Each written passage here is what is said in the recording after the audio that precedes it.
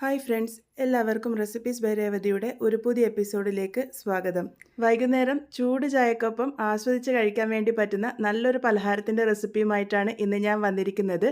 ആവിയിൽ വേവിച്ചെടുത്ത് വളരെ സിമ്പിളായിട്ട് തയ്യാറാക്കിയെടുത്തിരിക്കുന്ന ഈ ഒരു പലഹാരം എങ്ങനെയാണ് ഉണ്ടാക്കുന്നതെന്ന് നമുക്കൊന്ന് നോക്കിയിട്ട് വരാം.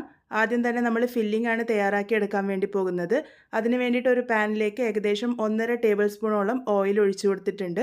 ഞാനിവിടെ വെളിച്ചെണ്ണയാണ് ഒഴിച്ചു കൊടുത്തിരിക്കുന്നത്. ഇതിലേക്ക് ഒരു വലിയ സവാള നല്ല കനം കുറച്ച് അരിഞ്ഞതാണ് ചേർത്ത് കൊടുത്തിരിക്കുന്നത്.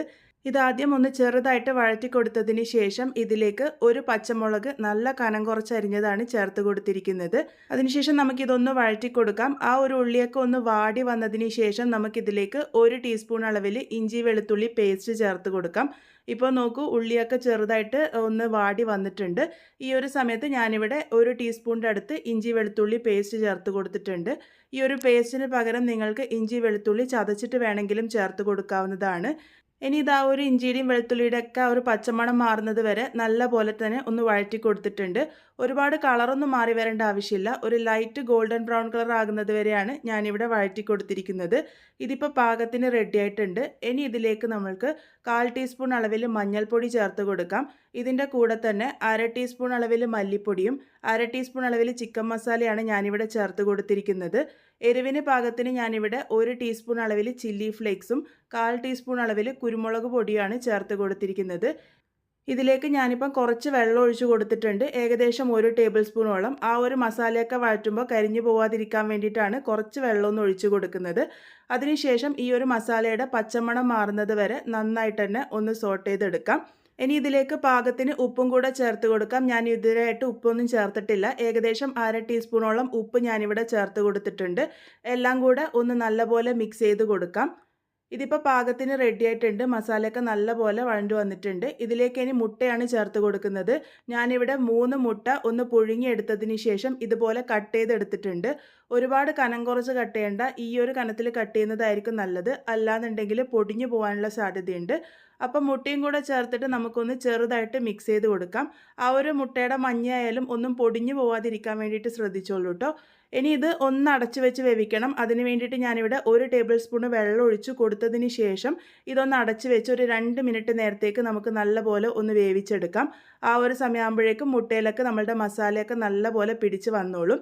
ആ ഒരു മസാല കരിഞ്ഞു പോവാതിരിക്കാൻ വേണ്ടിയിട്ടാണ് ഞാൻ 1 ടേബിൾ സ്പൂണോളം വെള്ളം ഒഴിച്ച് കൊടുത്തിരിക്കുന്നത്. ഇതിപ്പോൾ പാകത്തിന് റെഡി ആയിട്ടുണ്ട്. ഇതിലേക്ക് കുറച്ച് മല്ലിയിലയും കൂടെ ചേർത്ത് കൊടുത്ത് നല്ലപോലെ മിക്സ് ചെയ്ത് കഴിഞ്ഞാൽ നമ്മളുടെ ഫില്ലിംഗ് ഇവിടെ റെഡി ആയിട്ടുണ്ട്. വളരെ സിമ്പിളായിട്ട് തയ്യാറാക്കിയെടുക്കാൻ വേണ്ടി പറ്റുന്ന നല്ല ടേസ്റ്റി ആയിട്ടുള്ള ഒരു ഫില്ലിംഗ് ആണ്. അപ്പോൾ എല്ലാവരും എന്തായാലും ഈ ഒരു രീതിക്ക് ട്രൈ ചെയ്തോളൂ. ഈ ഒരു ഫില്ലിംഗ് തന്നെ തയ്യാറാക്കി എടുക്കണം എന്നൊന്നുമില്ല. നിങ്ങൾക്ക് ചിക്കൻ ഉപയോഗിച്ചോ അല്ല വേറെ എന്ത് വേണമെങ്കിലും സ്റ്റഫ് ചെയ്തെടുക്കാവുന്നതാണ്. ഇനി നമുക്കിതിൻ്റെ കവറിങ് തയ്യാറാക്കിയെടുക്കാം. അതിന് വേണ്ടിയിട്ട് ഞാനിവിടെ 1.5 കപ്പ് അളവ് നല്ല ഫൈനായിട്ടുള്ള വറുത്ത അരിപ്പൊടിയാണ് എടുത്തിരിക്കുന്നത്. നമ്മൾ സാധാരണ കടയിൽ നിന്നൊക്കെ പത്തിരിപ്പൊടി എന്നൊക്കെ പറഞ്ഞ് വാങ്ങാൻ കിട്ടുന്ന ആ ഒരു പൊടിയാണ് ഉപയോഗിച്ചിരിക്കുന്നത്. ഇത് 1.5 കപ്പാണ് ഞാനിവിടെ എടുത്തിരിക്കുന്നത്. ഇനി ഇതിലേക്ക് ഒരു അരപ്പ് തയ്യാറാക്കി എടുക്കാനുണ്ട്. അതിന് വേണ്ടിയിട്ട് മിക്സറിൻ്റെ ചെറിയ ജാറിലേക്ക് ഏകദേശം 1/4 കപ്പോളം തേങ്ങ ചിരകിയതാണ് ചേർത്ത് കൊടുത്തിരിക്കുന്നത്. അത് അമർത്തി എടുക്കുകയാണെങ്കിൽ 1/4 കപ്പ് കറക്റ്റ് പാകത്തിനുണ്ടാകും. ഇതിലേക്ക് ഒരു 7-8 ചെറിയ ഉള്ളിയാണ് ഞാനിവിടെ ചേർത്ത് കൊടുത്തിരിക്കുന്നത്. ഉള്ളിയുടെ അളവ് കൂടിയാലൊന്നും കുഴപ്പമില്ല. ഈ ഒരു ചെറിയ ഉള്ളി ചേർക്കുന്നത് തന്നെയാണ് നല്ലത് സവാളയ്ക്ക് പകരം. ഇതിലേക്ക് 1/2 ടീസ്പൂൺ അളവിൽ സാധാരണ ജീരകം കൂടെ ചേർത്തിട്ടുണ്ട്.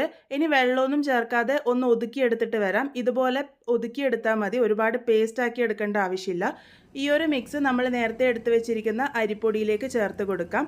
ഇനി ഇതിലേക്ക് പാകത്തിന് ഉപ്പും കൂടെ ചേർത്ത് കൊടുക്കാം. ഞാനിപ്പോൾ ഇവിടെ ഏകദേശം 1/2 ടീസ്പൂണോളം ഉപ്പ് ചേർത്ത് കൊടുത്തിട്ടുണ്ട്. ആദ്യം ഇത് കൈ ഉപയോഗിച്ച് നല്ലപോലെ മിക്സ് ചെയ്തെടുക്കുക. ആ ഒരു തേങ്ങയുടെ ആ ഒരു മിക്സ് എല്ലാ ഭാഗത്തും എത്തുന്ന രീതിക്ക് ഒന്ന് മിക്സ് ചെയ്തെടുത്തതിന് ശേഷം ചൂടുവെള്ളം ഒഴിച്ചിട്ട് വേണം നമ്മളിത് കുഴച്ചെടുക്കാൻ വേണ്ടിയിട്ട്. അപ്പോൾ ഞാനിതിപ്പോൾ നല്ലപോലെ മിക്സ് ചെയ്തെടുത്തിട്ടുണ്ട്. അതിനുശേഷം നല്ല തിളച്ച വെള്ളം ഒഴിച്ചിട്ട് വേണം നമ്മളിത് കുഴച്ചെടുക്കാൻ വേണ്ടിയിട്ട്. അപ്പോൾ കുറേശ്ശെ ചേർത്ത് കൊടുക്കുക. അതിനുശേഷം മിക്സ് ചെയ്തെടുക്കുക. അപ്പോൾ നല്ല ചൂടുവെള്ളം ഒഴിക്കുന്നതുകൊണ്ട് തന്നെ നമുക്ക് സ്പൂൺ ഉപയോഗിച്ച് ആദ്യം ഒന്ന് മിക്സ് ചെയ്തെടുക്കാം. അതിനുശേഷം പാകത്തിനൊന്ന് നനച്ചെടുത്തതിന് ശേഷം ചൂട് ചെറുതായിട്ട് ആറി വന്നിട്ട് നമുക്ക് കൈ ഉപയോഗിച്ച് നല്ലപോലെ തന്നെ ഒന്ന് കുഴച്ചെടുത്തിട്ട് വരാം.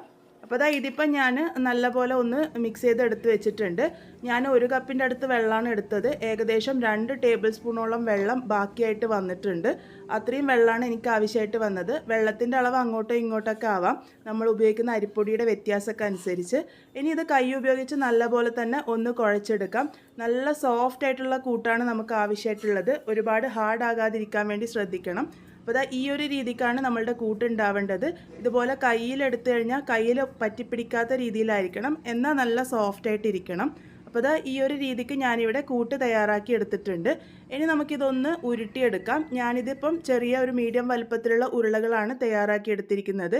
8 എണ്ണമാണ് എനിക്കിതിൻ്റെ ആ ഒരു അളവിൽ തയ്യാറാക്കി എടുക്കാൻ വേണ്ടി പറ്റിയത്. ഇനി കയ്യിൽ നല്ലപോലെ ഒന്ന് എണ്ണ സ്പ്രെഡ് ചെയ്തതിന് ശേഷം നമുക്കിത് ഒന്ന് പരത്തിയെടുക്കാം.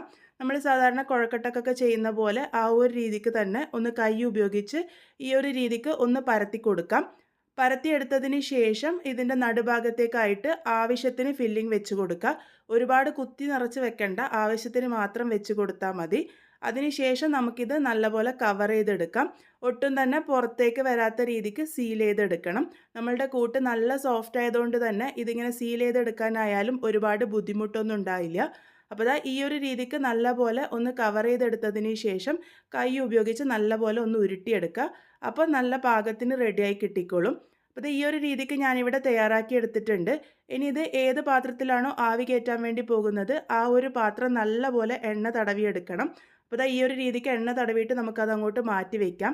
ഞാനിതിന് ഇനി ഒരു ഷേപ്പ് കൊടുക്കാനായിട്ട് നമ്മൾ ആപ്പിളൊക്കെ കിട്ടുമ്പോൾ കവർ ചെയ്ത് കിട്ടുന്ന ആ ഒരു കവറാണ് ഉപയോഗിച്ചിരിക്കുന്നത്. ഇതൊരു നല്ല ഷേപ്പ് കിട്ടാൻ വേണ്ടിയിട്ട് ഉപയോഗിച്ചെന്നേ ഉള്ളൂ. നിങ്ങളുടെ കയ്യിൽ ഇതില്ലെങ്കിൽ ഇത് ചെയ്യേണ്ട ആവശ്യമില്ല. നിങ്ങൾക്ക് ഇഷ്ടമുള്ള ഷേപ്പ് ഉണ്ടാക്കിയെടുത്താൽ മതി. നമ്മൾ തയ്യാറാക്കി വെച്ചിരിക്കുന്ന ഉരുള ആ ഒരു റാപ്പറിൽ വെച്ചിട്ട് നല്ലപോലെ പ്രസ് ചെയ്ത് കൊടുക്കുകയാണ് വേണ്ടത്. വീഡിയോയിൽ കാണിച്ചിരിക്കുന്നത് പോലെ ചെയ്താൽ മതി. റാപ്പർ ഒന്ന് എണ്ണ തടവി എടുക്കാൻ വേണ്ടി ശ്രദ്ധിക്കണം. അതുപോലെ തന്നെ റാപ്പർ ഞാൻ നല്ലപോലെ കഴുകി എടുത്തിരുന്നു. അപ്പോൾ ഈ ഒരു രീതിക്ക് ഒന്ന് അമർത്തി കൊടുക്കുകയാണെങ്കിൽ നല്ലൊരു ഷേപ്പ് കിട്ടും. അപ്പോൾ ഈ ഒരു രീതിക്ക് ഞാനിവിടെ തയ്യാറാക്കി എടുത്തിട്ടുണ്ട്. ബാക്കിയുള്ളതും ഇതുപോലെ തന്നെ തയ്യാറാക്കിയിട്ട് ആ ഒരു പാത്രത്തിൽ സെറ്റ് ചെയ്തെടുത്തിട്ടുണ്ട്. സ്റ്റീമർ നേരത്തെ തന്നെ വെള്ളം വെച്ചിട്ട് ചൂടാക്കാൻ വേണ്ടി വെച്ചിരുന്നു. വെള്ളം നല്ലപോലെ തിളച്ച് വന്നതിന് ശേഷം നമ്മൾ തയ്യാറാക്കി വെച്ചിരിക്കുന്ന ആ ഒരു പാത്രം ഇതിലേക്ക് ഇറക്കി വയ്ക്കാം. അതിനുശേഷം ഇത് അടച്ച് വെച്ച് കൊടുക്കാം. ഹൈ ഫ്ലെയിമിൽ വെച്ചിട്ട് ഏകദേശം 15 മിനിറ്റോളമാണ് ഞാൻ വേവിച്ചെടുത്തത്. നിങ്ങൾ 10 മിനിറ്റ് ആകുമ്പോൾ ഒന്ന് ചെക്ക് ചെയ്യുക. പാകത്തിന് റെഡി ആയിട്ടുണ്ടെങ്കിൽ ഓഫാക്കിക്കോളൂ. ഇല്ലാന്നുണ്ടെങ്കിൽ 15 മിനിറ്റോളം വെച്ചോളൂ. 15 മിനിറ്റ് ആകുമ്പോഴേക്കും കറക്റ്റ് പാകത്തിന് റെഡിയായി കിട്ടിക്കോളും. ഇതിപ്പോൾ പാകത്തിന് റെഡി ആയിട്ടുണ്ട്. ഇതിൻ്റെ ചൂടൊക്കെ നല്ലപോലെ ആറി വരാൻ വേണ്ടിയിട്ട് ഞാൻ മാറ്റി വെച്ചിരുന്നു. ചൂട് നല്ലപോലെ ആറി വന്നതിന് ശേഷം മാത്രം ഇത് ഇളക്കിയെടുക്കുക. അല്ലാന്നുണ്ടെങ്കിൽ പൊട്ടിപ്പോവാനുള്ള സാധ്യതയുണ്ട്. നല്ല സോഫ്റ്റ് ആയിട്ട് തന്നെ നമുക്ക് ഈ ഒരു പലഹാരം കിട്ടിയിട്ടുണ്ട്. ഇത് ഈ ഒരു രീതിക്ക് തന്നെ വേണമെങ്കിൽ കഴിക്കാം. അല്ലാന്നുണ്ടെങ്കിൽ നമുക്കൊരു മസാലയിൽ പൊതിഞ്ഞ് കഴിക്കാം. അതിന് വേണ്ടിയിട്ട് ഞാനിവിടെ 1/4 ടീസ്പൂൺ അളവിൽ മഞ്ഞൾപ്പൊടിയും 2 ടീസ്പൂൺ അളവിൽ കാശ്മീരി ചില്ലി പൗഡറും ഒരു ബൗളിലേക്ക് ഇട്ട് കൊടുത്തിട്ടുണ്ട്. ഇതിൻ്റെ കൂടെ തന്നെ ഒരു 1/2 ടീസ്പൂൺ അളവിൽ ഇഞ്ചി വെളുത്തുള്ളി പേസ്റ്റാണ് ചേർത്ത് കൊടുത്തിരിക്കുന്നത്. ഇഞ്ചി വെളുത്തുള്ളി പേസ്റ്റ് ചേർത്ത് കൊടുക്കുമ്പോൾ നല്ലൊരു ടേസ്റ്റ് കിട്ടും. ഇതിൻ്റെ കൂടെ നമ്മൾക്കൊരു 1/4 ടീസ്പൂൺ അളവിൽ മുളക് പൊടിയും കൂടെ ചേർത്ത് കൊടുക്കാം. ഇനി ഒരു കുറച്ച് മല്ലിയില കട്ട് ചെയ്തതും കൂടെ ഞാനിവിടെ ചേർത്ത് കൊടുത്തിട്ടുണ്ട്. ഒരു പാകത്തിന് കുറച്ച് ഉപ്പും കൂടെ ചേർത്ത് കൊടുക്കാം. അതിനുശേഷം വെള്ളം ഒഴിച്ചിട്ട് നല്ല ലിക്വിഡായിട്ട് വേണം നമ്മളിത് കലക്കിയെടുക്കാൻ വേണ്ടിയിട്ട്. ഒരുപാട് കട്ടിക്കല്ല വേണ്ടത്. അപ്പോൾ ഏകദേശം ഒരു 1/4 കപ്പോളം വെള്ളം ഞാൻ ഒഴിച്ചു കൊടുത്തിട്ടുണ്ട്. ഈ ഒരു രീതിക്ക് ലൂസായിട്ടുള്ള ബാറ്ററാണ് തയ്യാറാക്കി എടുക്കേണ്ടത്. അതിനുശേഷം നമുക്കിത് ഫ്രൈ ചെയ്തെടുക്കാം. അതിന് വേണ്ടിയിട്ട് ഒരു പാനിലേക്ക് 2 ടേബിൾ സ്പൂണോളം വെളിച്ചെണ്ണ ഒഴിച്ചു കൊടുത്തിട്ടുണ്ട്. എണ്ണയൊന്ന് ചൂടായി വരുമ്പോൾ ഇതിലേക്ക് നമുക്ക് കവർ ചെയ്തിട്ട് ആ ഒരു മുളക് പൊടിയിൽ കവർ ചെയ്തിട്ട് നമുക്കിത് ഇട്ട് കൊടുക്കാം. ഈ ഒരു രീതിക്ക് നന്നായിട്ട് തന്നെ ഒന്ന് കവർ ചെയ്ത് എടുത്തോളൂ. അതിനുശേഷം നമുക്കിത് എണ്ണയിലേക്ക് ഓരോന്നായിട്ട് ഇട്ട് കൊടുക്കാം. അപ്പോൾ ഈ ഒരു രീതിക്ക് ഞാൻ എല്ലാം തന്നെ തയ്യാറാക്കി എണ്ണയിലേക്ക് ഇട്ട് കൊടുത്തിട്ടുണ്ട്. ഒരേ സമയത്ത് തന്നെ ഞാൻ ഉണ്ടാക്കിയത് മുഴുവനും ഫ്രൈ ചെയ്തെടുക്കാനാണ് പോകുന്നത്. നിങ്ങളുടെ കയ്യിൽ കറിവേപ്പില ഉണ്ടെങ്കിൽ ഈ ഒരു സമയത്ത് ഇട്ട് കൊടുത്തോളൂ. മീഡിയം ടു ഹൈ ഫ്ലെയിമിൽ വെച്ചിട്ട് തന്നെ കുക്ക് ചെയ്താൽ മതി. ഒരുപാട് ലോ ഫ്ലെയിമിലൊന്നും വെക്കണ്ട. നമുക്ക് എല്ലാ ഭാഗവും ഒന്ന് മുരിച്ചെടുക്കാൻ മാത്രമേ വേണ്ടൂ. അപ്പോൾ ഈ ഒരു രീതിക്ക് പാത്രം ചുഴറ്റി കൊടുക്കുകയാണെങ്കിൽ എല്ലാ ഭാഗവും ഒരേപോലെ മുരിഞ്ഞ് കിട്ടിക്കോളും. അപ്പോൾ ഇത് എല്ലാ ഭാഗവും ഒന്ന് നന്നായിട്ട് മുരിഞ്ഞ് വരണമെന്ന് മാത്രമേ ഉള്ളൂ. ഒരുപാട് നേരം ഇട്ട് ഫ്രൈ ചെയ്യേണ്ട ആവശ്യമില്ല. അപ്പോൾ വളരെ ടേസ്റ്റി ആയിട്ടുള്ള നമ്മളുടെ പലഹാരം ഇവിടെ റെഡി ആയിട്ടുണ്ട്. തട്ടുകടയിൽ നിന്നൊക്കെ നമുക്ക് കിട്ടുന്ന നല്ല ചൂടുള്ള കൽമാസാണ് നമ്മളിന്ന് തയ്യാറാക്കിയിരിക്കുന്നത്. എന്നാൽ ഒരു വ്യത്യസ്തമായ ഷേപ്പിലും വ്യത്യസ്തമായ ഫില്ലിങ്ങുമാണ് കൊടുത്തിരിക്കുന്നത്. അപ്പോൾ എല്ലാവരും എന്തായാലും ട്രൈ ചെയ്ത് നോക്കുമെന്ന് പ്രതീക്ഷിക്കുന്നു. ട്രൈ ചെയ്തതിന് ശേഷം നിങ്ങളുടെ ഫീഡ്ബാക്സ് ഒക്കെ അറിയിക്കാൻ വേണ്ടി മറക്കരുത്. വീണ്ടും ഒരു നല്ല റെസിപ്പിയുമായി വളരെ പെട്ടെന്ന് തന്നെ കാണാം.